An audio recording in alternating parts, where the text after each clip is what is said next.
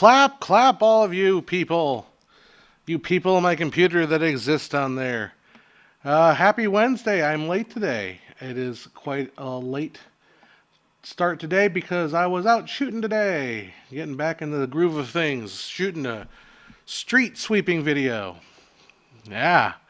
I want to explain street sweeping to the folks of the city that are really pissed off because they keep getting tickets for parking their cars on the street. I mean, I guess some cities around here don't ticket people for parking on street sweeping day, but apparently this city does, and it gets people upset. So, hi Andy, how you doing? No, I don't really have much to talk about. I mean, I've been super busy. Tomorrow's going to be an absolute uh, crazy day. I got to wake up like at 5:30 to go pick up my friend to go shoot a Student of the Month program, and then drop my friend off and go down to the other side to another county to shoot some corrosion industrial video. Um, do some couple pickup shots of that, and then I'll come home, and then I'll get a few hours break. Then I go play, I become a musician. All of a sudden, I'm gonna go play the trumpet for Cinderella, which is which starts this weekend. This will be our final weekend doing Cinderella. So, and I've grown to absolutely love that musical. I think it's really cute. The music is really like earwormy. Dun, da, da, da, da, da, da, da, da, da, da. So far, I'm just nonstop. I've been hearing it when I'm not doing the show, and I've actually listened to the album between weekends, which is just horrible. I've never done that before. John, I'm here. Remind you all the cross I bear, which you gave to me. Uh-oh, I gave you a cross. Uh-oh, no, shoot. You ought to know. Okay. What is the parking ticket cost out there? I don't know, honestly. I've never gotten one. It's not. I don't live in the city that I work for, so I don't know what it is. Apparently, my city does not give you a ticket for parking on street sweeping days. But I know LA does. LA is known for having awful, because in LA there are no places to park. Like, I don't know if you guys have been to LA, but like parking in LA is just the worst possible thing. And they will get you if you're a minute late to the feeding the meter. Happened to me several times. But in LA there's just nowhere to park. So it's street sweeping day. Where are all the cars going to go? It's horrible. Oh, you're doing sound for your short, Nigel, or Rigel. Rigel 7 was already used. That's cool. Awesome. Is it true that Sony MCU deleting all references of MCU in Morbius they showed they're connecting it in trailer makes no sense to back off now? That's a shame if they did. You know, I don't even know what I don't know what Morbius is. I don't know is that a Spider-Man thing? I don't know any of that connection. I mean, where do you live? City. I live in Temecula. I can let that go because it's kind of well known by now. I live in the T-town, Temecula, which is just basically San Diego County, just north of San Diego County, and I'm east of LA. I'm pretty far east of LA. I can get in LA in about 2 hours because of traffic. No traffic, I can get in LA in an hour. I can get in San Diego in an hour. But LA traffic is so bad. It once took me 8 hours to get to one shoot. I had to do a shoot like way up in LA. It literally took me 8 hours to go what would normally take 1 hour. And I got there like literally 4 hours late. Because I was like, I'm going to give myself 4 hours to get there. I got there maybe not 4 hours, maybe like 3 hours late. And they said to me, oh, yeah, this is actually one of the worst days of traffic we've ever seen. So we don't blame you. Oh, really love the documentary on the Fox studio. Thank you. I've been wanting. I have plans on making a whole bunch more videos, but I right now I've gotten so busy that I haven't been able to do anything, and I feel like rotten like half the time. Like I've got a major headache, which I probably won't go too long today, because I was out in the sun shooting stuff and flying the drone around. I've been doing 2 days of drone shooting today, this week actually, so it's been pretty busy.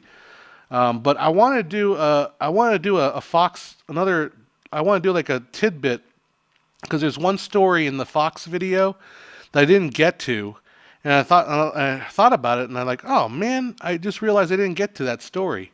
I could tell you a little bit about the story now if you want to look it up. I think I've said it before. It's the time when Khrushchev, the Russian, leader after Stalin, Stalin's successor, Nikita Khrushchev came to the United States, did a tour of the country, went to a pig farm, went to the Camp David, and talked to Eisenhower at the time, and then decided to take a tour of one of the studios. Like wanted to bring him to a studio, and they went to the Fox movie studio, and then they watched a filming of a movie called Can Can, which is Warren Beatty's sister. I'm trying to forget, not Shirley Temple, Shirley MacLaine was in it, and he thought it was pornographic, but didn't stop him from watching it.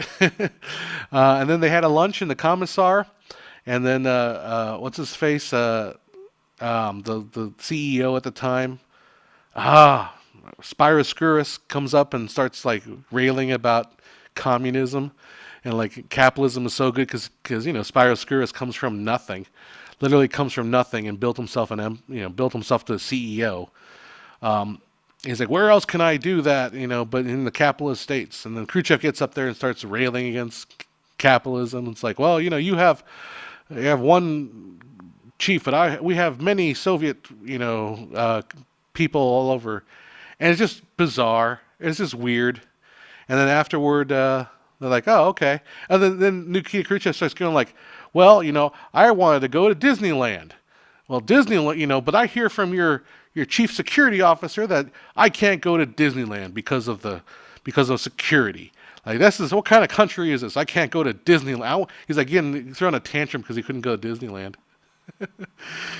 So and then afterward they interviewed like all the stars that were there. Some stars, some of the more predictable stars, like I think Charlton Heston refused to go. Ronald Reagan, who had I don't know if he was Republican by then, but he didn't go. But Marilyn Monroe did go, but they told her like, well, keep your husband at home because he was kind of wanted for that the HUAC, the House on Un-American Activities, the whole blacklisting kind of thing. Not black, is it? Yeah. Arthur Miller at the time, right? And but she went, and and the reporters were asking her, so what do you think? What did you think about what happened today? She's like, it's very interesting. And the reporter keeps asking, so what was the most interesting part? All of it. It was just so interesting. And then she's like, excuse herself. It's really, really cool. So I thought maybe, tie into the whole Russian stuff. I noticed people talking about Russian-Ukraine stuff. I mean, it was a different era of obviously that era of time was Khrushchev, ultimately led to, the Cuban Missile Crisis. So things were piling up at the time, as far as the pressures between the East and West. But to look at it, I think from a little bit, taking a little further historical perspective on it, it just feels like there's a lot to do about nothing. And maybe I may be wrong about that completely, but it just feels like it felt like everything was pumped up on both sides. Like both sides were pumping up their own nations to be afraid of the other side, and it wasn't necessary. I don't think it was necessary.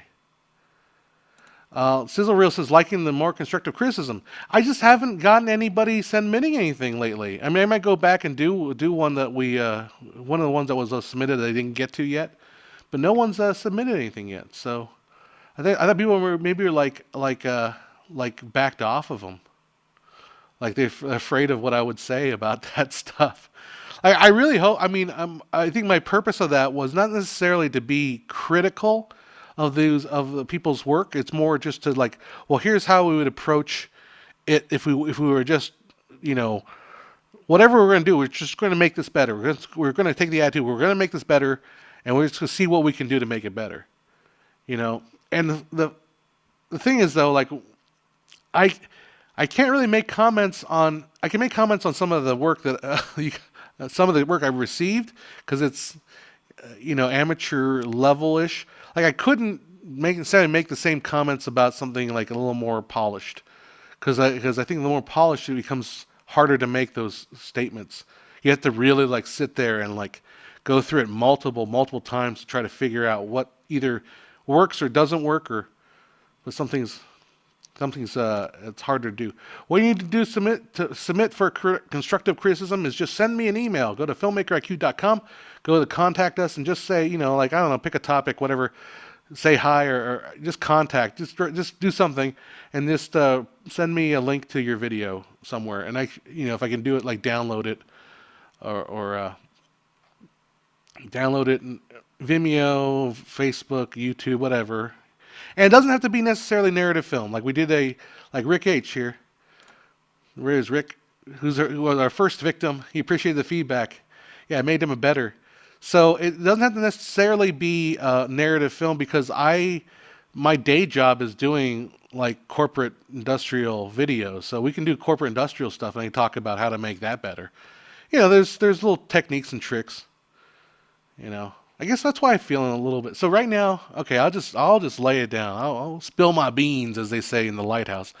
I'm doing this video. I do this video every year for the Chamber of Commerce, and it is a awards gala for their membership, right? And like I see these, I'm not going to mention any names. No, I won't get in any trouble. But I see these other video producers sometimes, and I get stuff from people. And I just, like, to me, it doesn't meet my standard of professionalism. Let's put it that way. Like, I get stuff from people, I'm like, ugh, this is awful. Like, maybe my standards are getting too high or something, but like, I get things, and it's like things are not properly labeled. There's no, like, I have to go searching for stuff. There's not the attention to detail that I'm accustomed to doing when I deal with like this kind of work, So I've been feeling kind of blue today, because like, well, geez, like I've been doing this one job for the chamber for almost 19 years, and it's like, well, where's my award? I guess they pay me, so that's my award, I guess. Like, would I rather get paid or get an award? I think I'd rather get paid. So Oscars are coming up. Like, I want to do a video on this eventually, but you know why Louis B. Mayer created the Oscars? It was so he could get his actors to do whatever he wanted to. Like, he's on the record for saying that. He said, basically, you can get your workers to do your bidding if you give them a trophy. That's the reason for the Oscars. People don't, I think people don't appreciate that about the awards ceremonies, and it's becoming more and more transparent, I think, that the awards are getting more and more like pointless. Like, I don't even know who's up for the Oscars this year. And honestly, I do not care, because I just don't have any investment in them anymore. But I think you go back all the way to, the 1920s, 1927, I think is when the first Oscars was. It was just a way for the industry to to basically control their actors. Like, oh, you could, I guess, in certain ways it was a way to protect against the independent studios. The thing that Charlie Chaplin, Mary Pickford, and D.W. Griffith, and one more, the Mary Pickford's husband, what's his face? But they were pissed off because, hey, I'm not getting a chunk of them. I'm making the studio all this money, and they're paying me a salary. I'm making lots of money, but I could be making a whole lot more money if I controlled my distribution. Well, Louis B. Mayer's like, well, yeah, but you can get an Oscar if you work for me. And that's how you can kind of like control your actors. He's like, well, you work for me, I'll give you an award. And that's why. I mean, you think about it, like how many, like, Are your favorite movies the movies that have won Oscars? I mean, some are. I'm sure people love, Godfather, Oscar winning. But of your favorite movie from the last 10 years, were they the Oscar picks? I don't know. I doubt it. So I'm still signal's still good, right? I left Rick H's comment on screen forever. Sorry about that. While I was going on my rant about the Oscars. But I love to do a history of the Oscars, kind of like talk about the starting history of the Oscars. I mean, look it up on. I think Wikipedia has stuff on it. It's really it's fascinating to look back at some of the quotes of Louis B. Mayer. Ah, there you go. Ziegfeld Mobata says, I recently saw a video on Orson Welles and editing. He stated that editing is where the films are salvaged. Do you agree with editing is one of the most important parts of filmmaking? Absolutely. The real quote, actually, the really good quote comes from Eisenstein, I believe. It may have been Eisenstein. If you watch my video on Soviet montage, like, okay, we all hate Russia right now, but watch the Soviet montage video. And we talk about, and basically he says, well, I don't know if it was Eisenstein, but it was the other guy. Basically, when you make a movie, all you're doing is creating raw materials to be edited. Like, you're just going out capturing raw footage. It's not a movie until it's edited, right? Because editing means the most important thing to actually make the movie. And Rigel says your editing is your second chance at directing, which is a very good point. It's very true. Very true.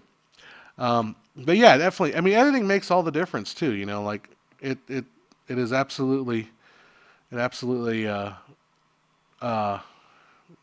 the film. I'm just sorry. I just really appreciate that, Joseph. And like right now, the way I feel. So I titled this video, YouTube and All That Noise. By the way, before we get into that, this video is sponsored by Kellogg VPN. God damn, like YouTube used to be the thing you would watch to get away from ads. And now it's like, okay, now I got YouTube Premium, so I got rid of the ads that you can't skip. But every freaking video is, this video is brought to you by Kellogg. It's like and those you can't skip. You just sit there and sit through them. And I don't know about you guys, but like, I really, when I listen to a podcast and then I hear an ad for another podcast, like I literally, I swear to myself, I will not listen to that other podcast that advertises on another podcast. Like, I don't know. That's just my own personal, like, juju. I don't know if that word is right.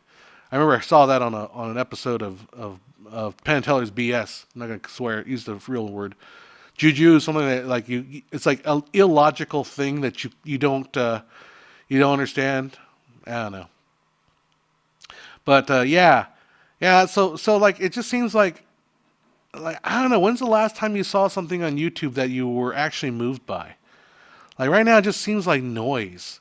Even like I watch some of the, and it's not just like the topical newsy politics channels. I'm watching like even the channels that are like about something substantive wise. Like I'll watch like an engineering video, like or a physics video, and they'll talk about like some cool aspect of physics, and it just feels like noise. It just feels like background noise. It feels like what television has become. Like television, when I grew up, it was sort of background noise. It feels like YouTube has become just nothing but background noise. I don't know. Maybe just hanging out with you guys. I feel like if the smaller hangouts like I'm doing with like, I don't know, we got 30 people here. This seems to be more intimate, 20 viewers, 30 viewers. This seems like more of an intimate. I get to hang out with you. We actually have interaction with each other. People that watch this post, video. But yeah. Oh, you're going to be at Comic-Con. Thanks for the super chat again, Rick. You're always so generous with that. Am I going to be Comic-Con? I could be, but I don't have tickets. I don't even know how to get the tickets to Comic-Con. And I always hear it's just incredibly hard to go there. Like it's because local San Diego folks is just like, you know, it's just crazy. Anyhow, that's what I want to talk about the noise. Andy asks, why is Citizen Kane considered game changer in movies? Aren't there other movies different as Citizen Kane before 1940? It's amazing. Not really. Like Citizen Kane, although I agree, like if you watch it today, I will agree it is kind of boring. Like I don't like, oh, let's get my friends together, have some kick back a few beers and watch Citizen Kane. Like it is a little boring, you know. It really is. But for the time period, if you kind of watch movies around that time period, it is remarkably different. Like there are so many things that make it vastly different. Like the deep focus is definitely one of them. The way that the shots are played in really deep space. There's quite a few different shots of like the way they transition between certain things. It is quite remarkably different than what was the style of the 40s. Well, I forget what year it came out with. Well, like 1941. I'm not sure what, but like compare Casablanca, which is another fan. I think Casablanca is a more entertaining film. It's a. I would rather watch Casablanca than Citizen Kane, honestly. Like if I were to sit down and put something on Casablanca or Citizen Kane, I'd pick Casablanca. But not they don't feel at all similar, like at all. Of course, I think Casablanca came out a little bit later. Anyhow, uh, name an actor or actress post 2000 who got famous without doing any franchise sequels and IPs. Well, I think that's a double-edged sword because once you get famous, they ask you to do the IPs and the franchises, and then that at that point it's just like, well, am I going to turn down $1 million? Why would you turn down $1 million to be in a movie to do your job? To do your job, you know. Like I'm trying to think of a. I'm sure there are people that just eschew the big properties. Like I will never ever make that. But when they pull a boatload of money to your driveway, you know this here careers are not long, especially if you're an actor. Like you don't necessarily know where your next job is going to come from, and if they offer you 6 7 figures for a movie, take it. Like take it, and then the next project you can do whatever you want. That's kind of the way I'd approach it. Uh, Doug Domiro is the worst for 2 ads. I only mention it because I don't know who that is. 2 ads ahead of the video, then an ad read from the auction company, and then whoever lent him the car he's about to review, and then the ad break. Yeah, it's like YouTube has become more ads. Yeah, creators are always getting the short end of the stick. Paid promotions are annoying, but I like all the diversity of content out there. Short paid promo I can skip is fine, plus ad block. Yeah, and I mean, if I'm going to be completely honest, yeah, we are, we are subsidized by the viewer, you know. I guess what I'm trying to say is there's really not much money in creating. That's the problem with YouTube. Is well, what the hell? I'll just tell you. So I spent so many hours on that Fox video. Like, you want to know how much money I made on that? Let's find out. Let's get disappointed, right? Let's do this. So I spent like, I don't know, weeks and weeks making that Fox video, and I do it for the love of it. Let's not kid ourselves, right? We have to do the stuff for the love of it. And I wouldn't necessarily have it in. And the nice thing about that is also no one's like holding my hand and saying, you have to do it this way, blah, blah, blah, blah, right? But let's talk about how much money I made on that video. I think hopefully I won't get in trouble with YouTube for saying this stuff. Let's see here. Where is my video? Let's go revenue. It's not even in my top earning videos. Let's see here. History of 20th Century Fox. There it is. So I want the full lifetime of this. How much I made on that since upload time. I made a total of $51. Yep. That and $100 will fill up my tank of gas here in California. But I made $51 for, like 2 weeks of work. So, I mean, I could literally go work at McDonald's and make more. And I'm not trying to, I'm not trying to be a dick about it, but I'm just saying it's like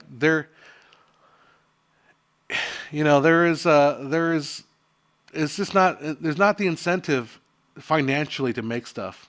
I mean, there's incentive to like make stuff because I want to put this out there. Like no one else is doing this and I want to just put stuff out there, but it's not financial. It really isn't. Um, let's see. Ziegfeld says, I love your videos on filmmaking history. Dude, you smashed those. They were insanely well done. Will you do more on the side of... I would be something about the golden age of Hollywood. So I take... I do a different style now. But I take... What I do... I look at the history of something and I try to take a slice through it. Like a certain direction and try to figure out, like, okay, it's not science and history. Like, I don't want to ever do, well, except for studios, I don't ever want to do a comprehensive video ever again. I don't want to do, like, the history of the 555 phone number. Like, it becomes filler. But, anyhow, I don't know how else to say that. I'm going to try to do some history. Like, the history videos still do pretty well. Depends on the topic, If especially because it's YouTube, if it's science and tech related, it does do well. Thoughts on a new YouTube in a few years? It's one of those things where YouTube has become so powerful, and I think it's a loss leader for Google that they don't actually make money on YouTube. Although they probably do make a little bit of money, but probably don't make that much money. But they use it as a search engine, kind of a way to spy on you some more. So that, I mean, if you start a new, site like Rumble or any of these other video hosting sites, like they don't have the audience already there. They're kind of for people that don't want to use YouTube, which is not that big of an audience. Anyhow. Yep, there you go. I used Kane as an excuse for a deeper f-stop a couple times. I did it for front wall on my Sunnyside video. Had to choke that AP so the background wasn't blown. The thing is, though, I think Kane was shot like at f8, so it was not that super high. It's watch my video on deep focus, which I talk about hyperfocal distance. Like you don't necessarily need that high of an f-stop in order to get deep focus. You just need to basically put your stuff far away. Yeah, Benjamin Dover's got a point there. There are people doing great video essays, but most of the YouTube is just now people chasing the algorithm with time-filled clickbait. That's true. I agree. That's the way I've been feeling lately. And it's like sometimes you also get the essay, which is like needlessly poetic and like needlessly like self-aggrandizing, and that's also just as grating. Like I saw some video essay the other day, and I think it was about the Batman movie, and it was like way over the top. I was like, come on.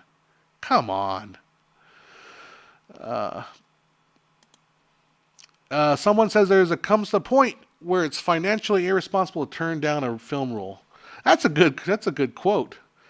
Yeah, like if they said, hey, even though I know you hate Marvel movies, I mean, like somebody like Scorsese who's got a whole body, he's got his whole reputation. He's not going to do a Marvel movie. But if you're an actor who's relatively young and middle of your career, you're just blowing up, and they offer you this big money, like you got to realize you may not be hot next year. You may lose, you may be, for lack of a better term, canceled. You might be on the way out next year. So take the money while it's good. Anyhow. The paid sponsorships on YouTube videos is how content creators get paid. Sure, they can be annoying for the viewer, but I'm glad YouTube filmmaker is getting paid. Making content takes time. I agree with that. It's also like the same damn ones. Like I've seen so many ads for Skillshare, Nebula. I don't think for probably. I know when Audible was kind of like everyone was pushing Audible, like it was one of those like use my promo code audible.com/filmmakerq get 10% off or a free trial for get one free audiobook. Like half of these are probably like I can't imagine Nebula having the money, the budget to be paying these people all this money. I think it's probably some sort of what do they call it, revenue share, where it's like affiliate sponsor. So like you go to Nebula, if you buy a subscription, then they'll give you like a kickback like 5% or something like that, or $10 or $5 or whatever. But it's just like, oh my, it's just over, and it's I guess somebody that listens to a lot of this stuff, and it's just, eh, yeah. Sponsor like 10,000 views. The history of Fox brought to you by NordVPN. If you want Fox, if you want to watch these movies from Fox, but you don't want to, if you want to watch the Fox catalog on Disney Plus, I guess apparently Disney Plus has the Fox catalog in Europe. Like it's actually the entire Fox catalog, but here in the States they kind of like hide the Fox stuff because I guess American parents are too stupid to understand how to like, I don't know, age restrict or something like that, or maybe they have a little bit more leeway in Europe or something to show Fox content. But use your VPN to go to to geo disguise yourself as you're coming from Sweden or from Ukraine. Why not? Get all the content. Yeah, that video might blow up and go on YouTube someday. I mean, I hope so, but I doubt it. I doubt it because it like you have to remember what the YouTube audience is, and not to obviously YouTube audience skews male. My audience skews heavily male. I think there might be one lady in here. I don't know. Judging by one, maybe there's one lady by an avatar, but that could just be his girlfriend or wife or whatever. But my audience is like literally 98% male. So you got to figure, okay, people that are male, probably a little bit OCD, they're technically minded, interested in movies. Like, maybe history buff may not be quite in there, but... Oh, geez. Look at Jim Parsons. He turned down $900,000 an episode on Big Bang Theory. Well, Jim Parsons, that's not Sheldon, is it? But, I mean, if you've made enough money, there's a point where you can say $900,000 an episode, I'm fine. I'm good. I got enough. But I think the regular mortals among us would not turn down $900,000. Oh, there we go. Andy was asking about Lionsgate and why is it not considered a major studio?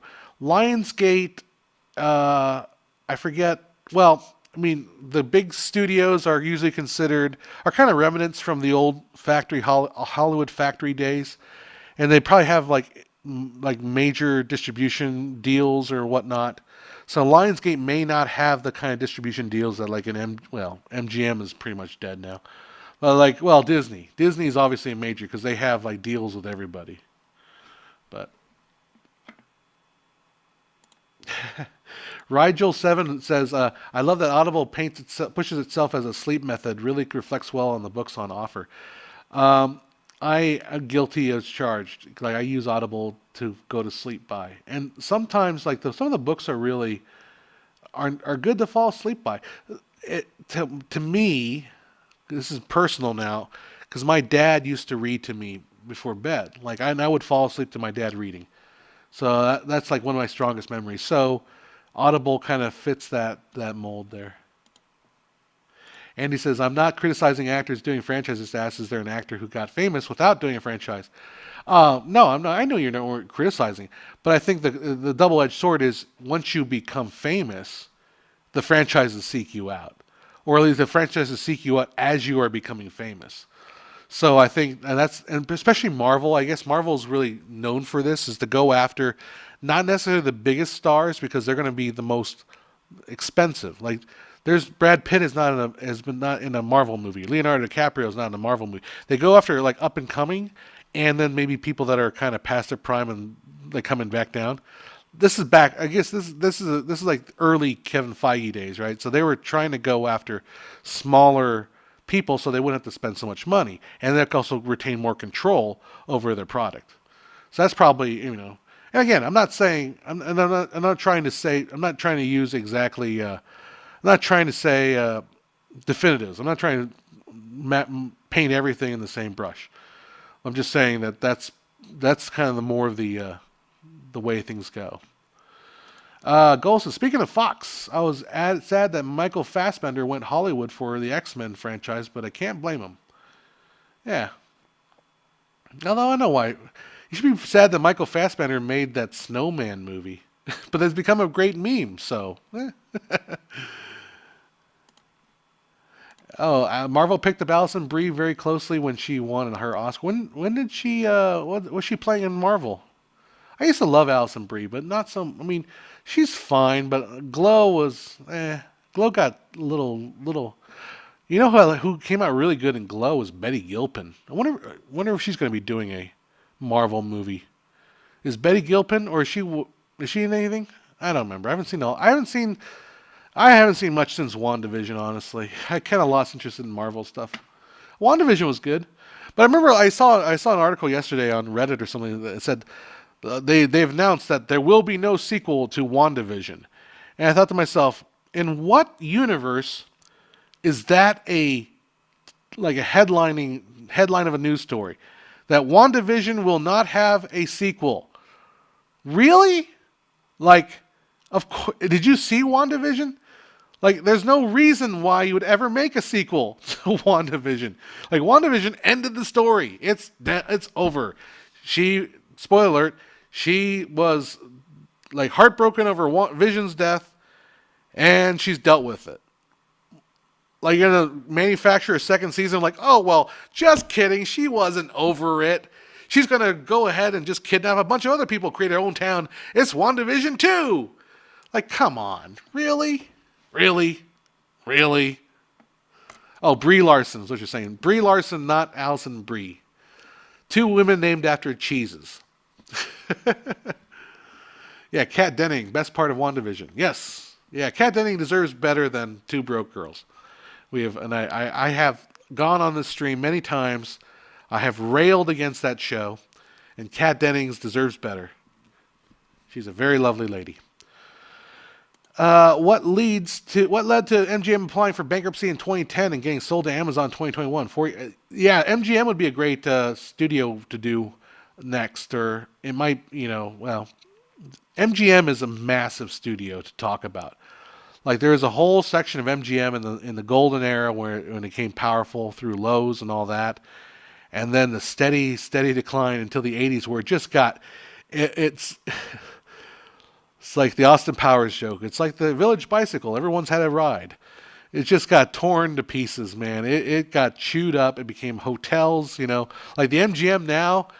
When you say, let's go to the MGM, you're like, oh, okay, the casino, the resort in Vegas, which is awesome.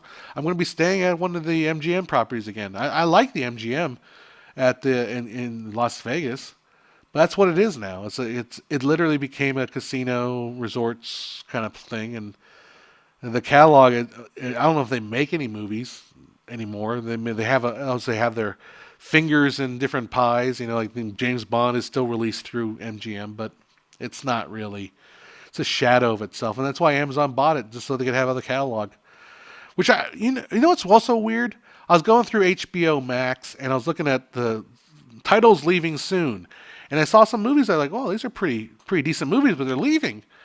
Why do we need to? Why are there movies leaving HBO Max? This is freaking Disney Vault again. Is there really a glut of server space on HBO Max that they can't just keep all these movies so anybody can watch them? We're going to take away, they're going to take away, Blazing Saddles. Blazing Saddles is going off of HBO. What? Why are you taking Blazing Saddles off of in March? I don't understand.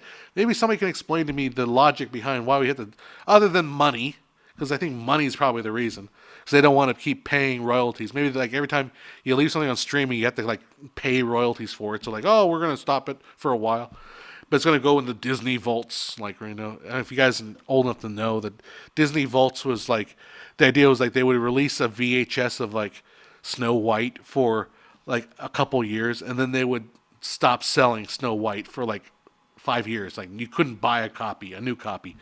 So it'd be in the Disney vaults. And then like 5 years later when a whole new generation has been born, so they're waiting for kids to grow up and have their own kids. Okay, now we're going to release from the Disney vaults. Maybe that's what's going on with it. I don't know. Sorry, I'm still got a little bit of sniffles. Why is it the new studios struggle to survive in Hollywood outside of Major 7? All the new studios shut down and filed bankruptcy out of Lionsgate. You love Lionsgate. Somebody's always talking about Lionsgate. Well, I think part of the problem is, studios struggle to survive in Hollywood. Well, what Hollywood is basically a distribution system. So you have to be able to get the product, which is the movie, to the consumer, right? That's why the new studios that have succeeded, what are they? Netflix and Amazon. Maybe Hulu if you want to count them in there, Apple TV. Again, they have the means, the distribution power. That's really what you need. So if you're a new studio, like, oh, we're a brand new Hollywood studio, yay us! Like, what do? Well, we make movies. Who do you have? Who sees those movies? We make movies. Yeah, but how do you get people to see? We make movies. Look at the camera. We got a bunch of cameras. But you don't understand. So you make the movie, but then who watches them? You see the camera? You see the beautiful camera we have?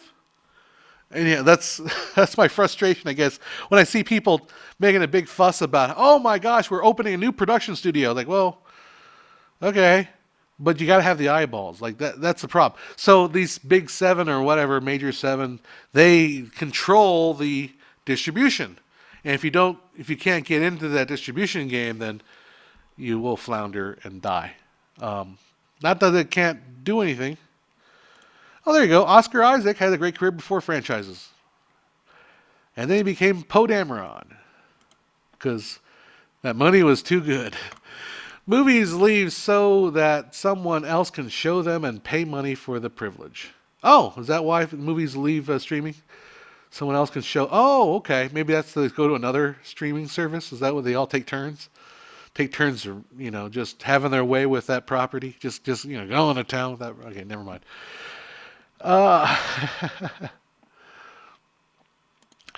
Only Vin Diesel, Tom Cruise, RDJ, Keanu Reeves haven't done streaming movies. I think they concerned about the box office image, which tarnishes if they do streaming stuff. Perhaps, yeah.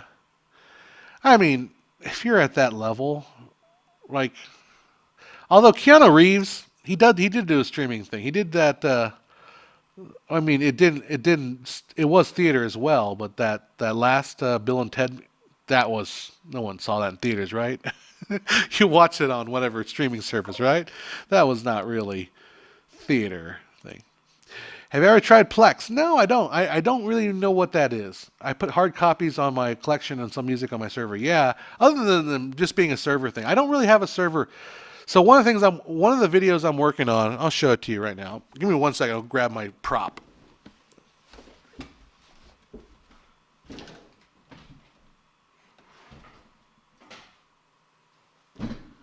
I'm back. All right. So one of the videos I wanted to do is about normal lenses, and I printed this picture frame, 3D printed this, and I'm going to use it basically to kind of explain how normal lenses work.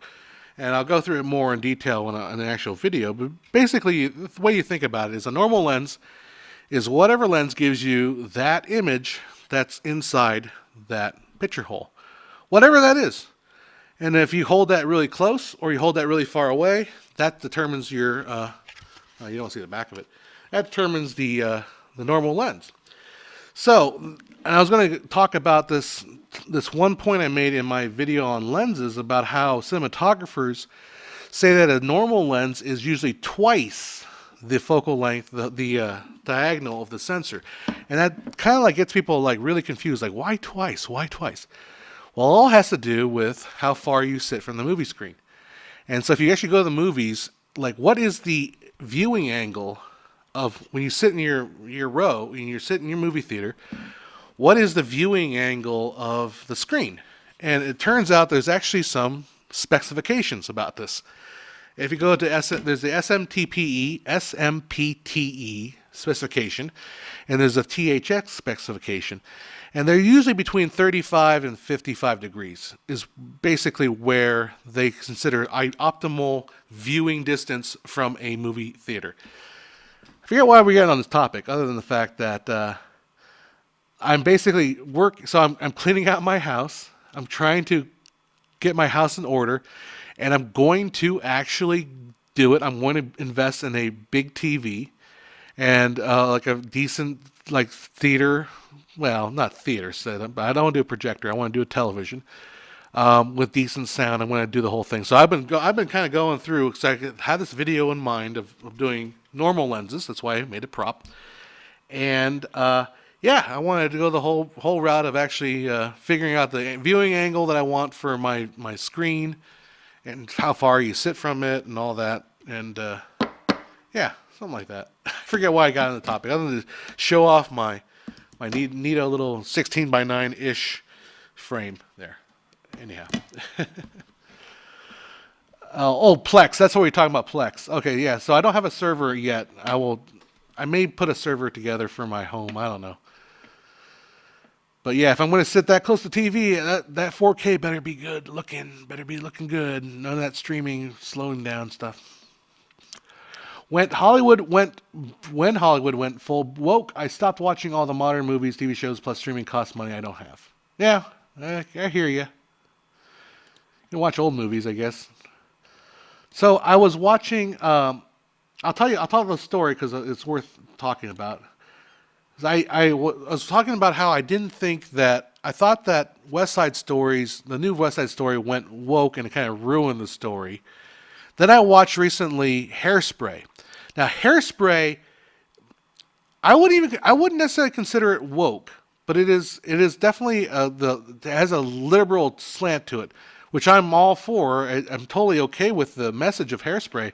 I like the message of Hairspray, but it's the difference between being woke and being, well, not necessarily just liberal. I guess the idea liberal in the sense that liberal is for freedom, is for equality and proper treatment of individuals, that kind of thing.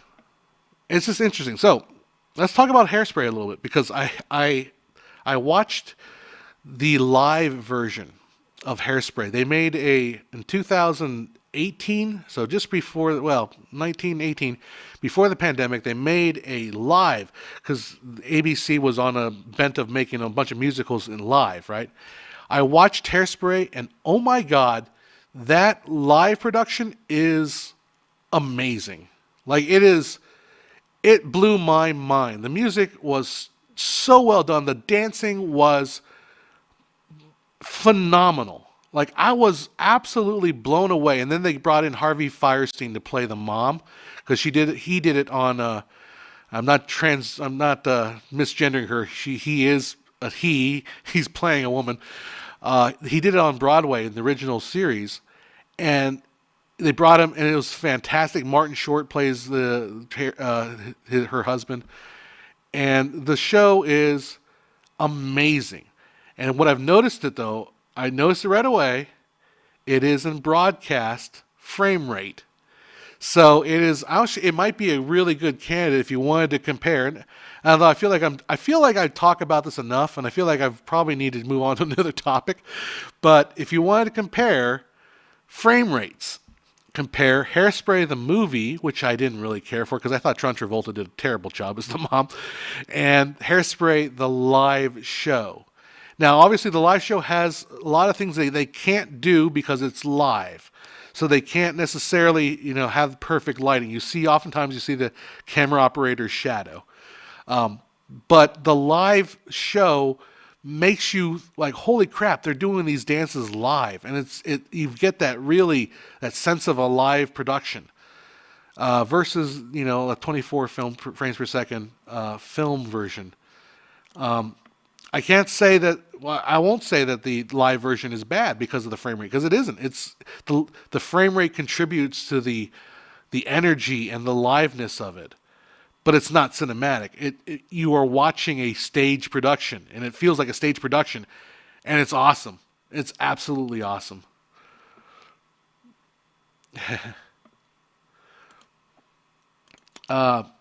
Rigel 7. So we're getting away from, stop talking about musicals, John. Stop talking about stuff like that. Talk about some science. You're telling you it depends on personal taste. So I think the thing I wanted to address in my normal video, what a normal lens is that what a normal lens is completely dependent on how far your image is from your face. If I'm looking at an image and my face is right here, like for you watching me, this normal lens would be a very tight lens because it's only my eyes that are showing through the lens. But if I put the lens really close to you, then a much wider lens becomes a normal lens, right? So it's really it depends entirely on how far away from the image that you sit. So anybody that tells you, well, a 50 millimeter is not a normal lens, only a 40.33 millimeter lens is a normal lens, then you know that they're full of shit because they don't know what they're talking about. So what is my favorite lens? I don't know. I bounce between wide and, again, like what I feel bad about it because the stuff I shoot now is not artistically done, it's purposely done. Like everything I do now is for a practical reason, not for artistic reasons. So oftentimes I will be gravitating toward like 40. I usually use zoom lenses, so I'll find myself 40 to 50. I think one thing I do that's different from a lot of people is I put my camera a lot lower than a lot of people do when they shoot video. Most people shoot video with the camera almost at shoulder height or even higher. I like to put it at least chest high and shoot up slightly at people. So, so that's anyhow. What you're talking about is the cone of vision for humans is something like 60. No, I'm not talking about the cone of vision, or what your eye is capable of seeing. That's not cone of vision. I'm talking about the actual frame itself. So, I mean, the eye itself, was whatever angle of view, but of that angle of view, what is the image comprising of? And that's what a normal lens is.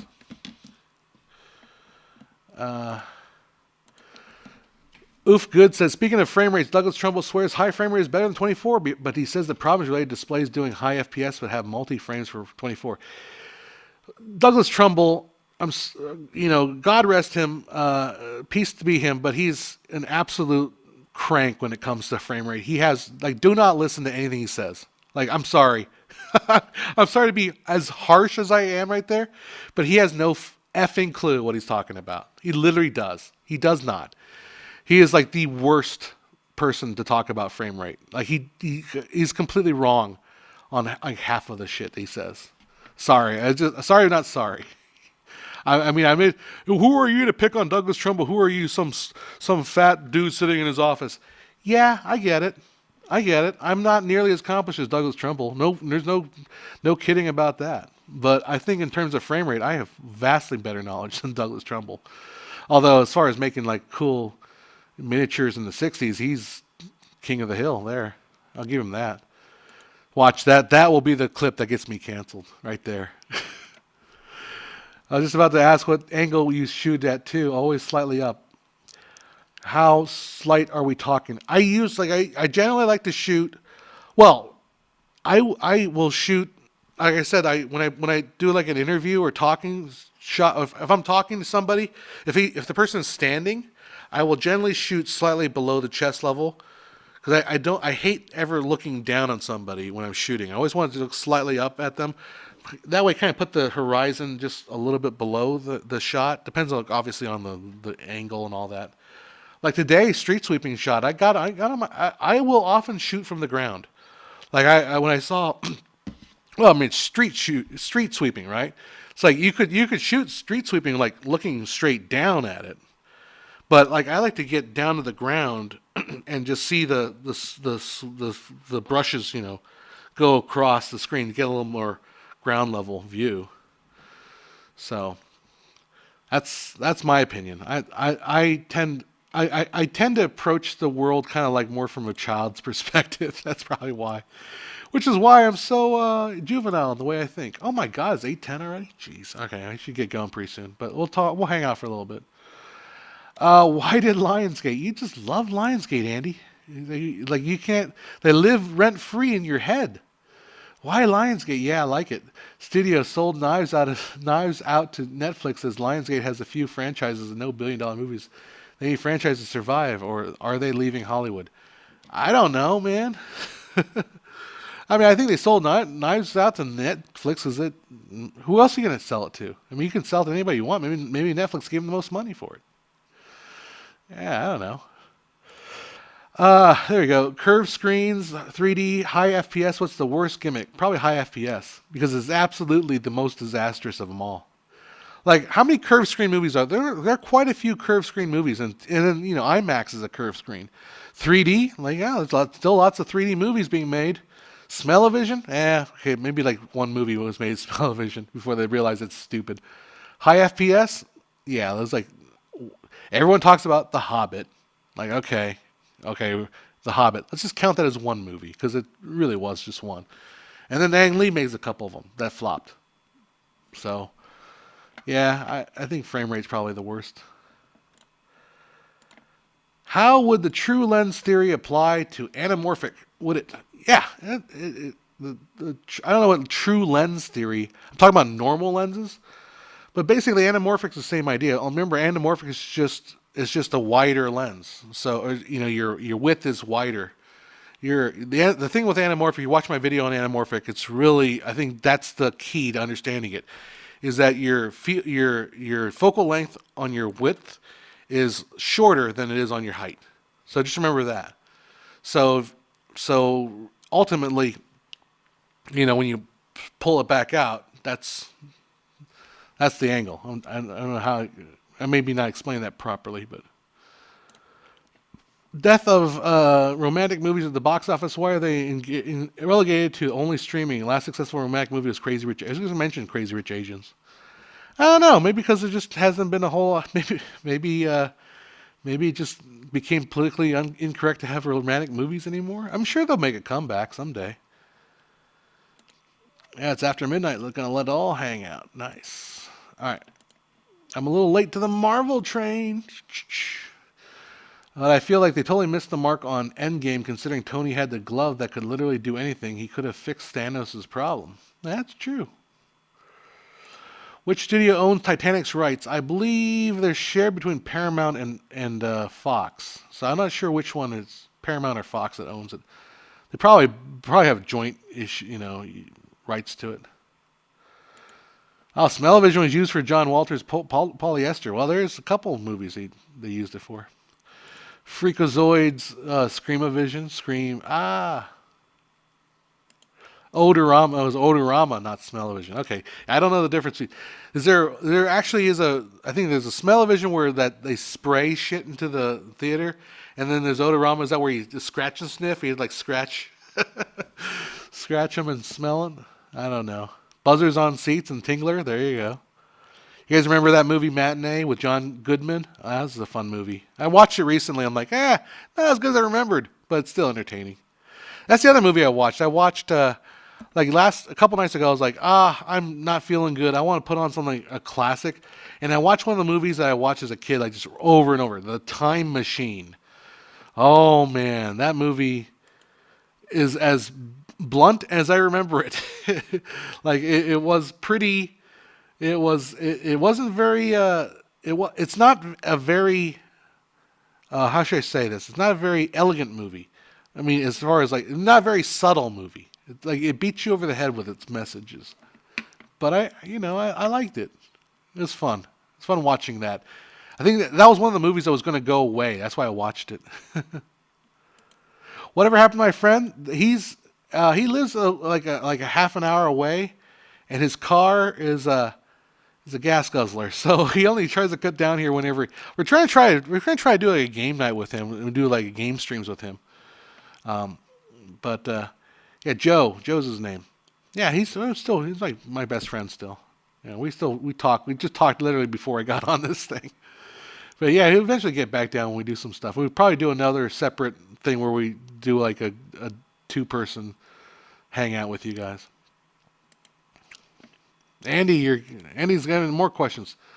If a movie studio distributed by 2 studios, Studio A distributes in America, Studio B distributes 199 country, who owns the rights to the movie in this case? If it comes down to only one, it depends on the movie that you're in. So that's also the difference between ownership of the movie and then who has the rights to distribute.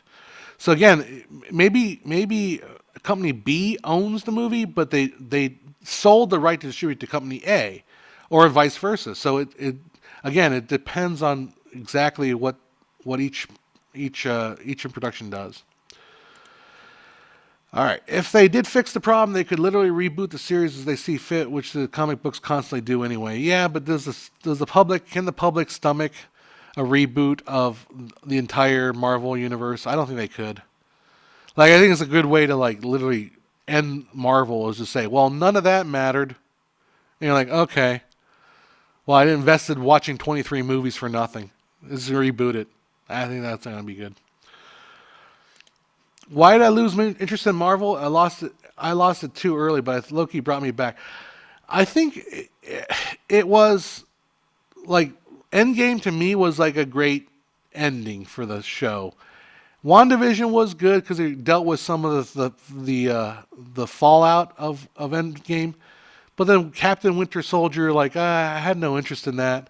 I watched the first episode of Loki, and I said this before on stream, but every time Owen Wilson came on screen, I kept saying, "Oh wow, wow, oh you're Loki, wow," and I couldn't stop doing that for the life of me, and it took me completely out of the show. Wow, oh wow, really, wow, and I just every single time his face showed up, I could not take it seriously, so I lost it. 60s time machine, 1960s time machine. Like that, and the funny thing about the girl that they had, I thought she was prettier back when I was young. Not that she's not pretty, believe me not. She's gorgeous, right? But I thought they might have, picked an even more like a little cuter girl, but maybe I won't say anything. You ever see Time After Time? No, I haven't seen that. Malcolm McDowell. Owen Wilson, a truly bad actor. Well, I mean, I like Owen Wilson just for the wow memes. Wow. Wow. You really crashed that wedding there. Wow. Yvette Minmour, is that her? Is that the lady from Time Machine? I don't know if she did anything else after Time Machine. I can't wait to get my new TV set up and all that. That's still a ways away because I got to paint the ceiling. I'm in the process of getting a kitchen remodel started. I got a bathtub came in today, and it's going to be installed. It's a walk-in tub for my mom. Hopefully it's a good purchase. My neighbor's like, I heard bad things about this. I was like, well, this thing's supposed to have like a power drain. So the bathtub is going to be coming in installed next couple weeks, and then I got to paint the house. Get the kitchen remodeled, and then once that's done, I'll do the floors. I'm single, and I don't have any brothers or sisters to help out, and it's really just me and my friends. I always feel bad like trying to get my friends to come help me, but I don't know. It's trying. I'm tired. I got a splitting headache. How do you feel about 2.4 aspect ratio movies that crop the sensor instead of using anamorphic lenses? They annoy me. They annoy me watching television. Well, can you tell? I mean, how can you tell? Other than the fact, I guess, that the bokeh is not oval. Well, then again, there are some anamorphic lenses that their bokeh isn't oval either. It's like the ingenue lenses don't have oval bokeh. I mean, I am guilty of doing the 2.4, 2.39 crop. I'm guilty of that. I have no problem with it. I'd rather the look of. Sometimes you just like the look of a wider image. Titanic is distributed by Paramount in the U.S. and Fox distributed internationally. Some sites show that Paramount owns it somehow. Some show that Fox, who actually owns it. I think the Paramount because they distribute it in the U.S. No. No, Andy.